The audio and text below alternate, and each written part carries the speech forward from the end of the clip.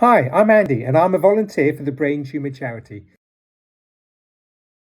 So how do I deal with my fatigue? Well, for me, mainly it's about trying to reduce the the amount I'm using my brain, being blunt. So I've got a spreadsheet, so I keep a record of my activities during the day. And if I'm doing something particularly intense, like a Zoom call or recording a video, that'll be a red. And I've noticed over the years that when I have a lot of days bunched together with a high mental activity, that's when the fatigue sets in. It's cumulative, so that's when the fatigue will set in. Or on a particular day, if I'm doing like 2 or 3 meetings in the same day, I'll feel fatigued in the evening. So I realize that.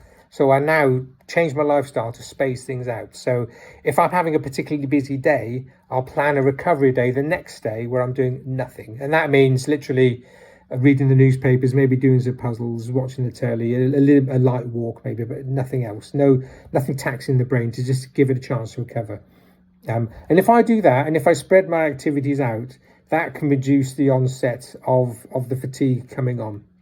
Other things as well is overstimulation is often a factor with people that have had brain injury. So if I go out for a walk, I'll always have a cap and sunglasses on to reduce the amount of sunlight coming in, because I've noticed if I in the past, if I would go out for a walk in bright sunlight in the evening, I'd often feel fatigued. If we're going out into a noisy environment, so I'm going out for a meal with a family, I'll try and sit at the end of the table, preferably with my back to the wall. And then all the noise is coming in one direction and it's much easier to process. If I'm sat in the middle and I'm looking left and right and there's lots going on, that can overload the brain and over time will take too much mental energy and then lead to fatigue.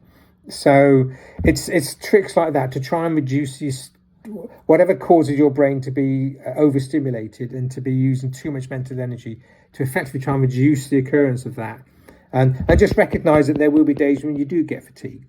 So I invest in a good pair of noise cancelling headphones, for example, so that if you can feel fatigue coming on during the evening, you can take yourself off, listen in a quiet area. Some people go into a dark room as well.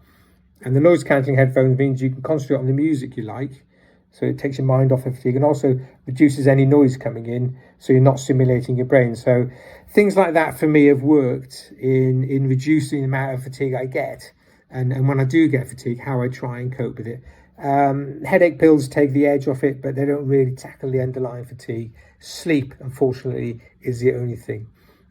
So once again, if you are feeling fatigue, it's very common, unfortunately, with people that have had brain injuries and brain surgery. So you're not alone, and there's plenty of information out there, especially on the website for the Brain Tumour charity, that can hopefully help you cope.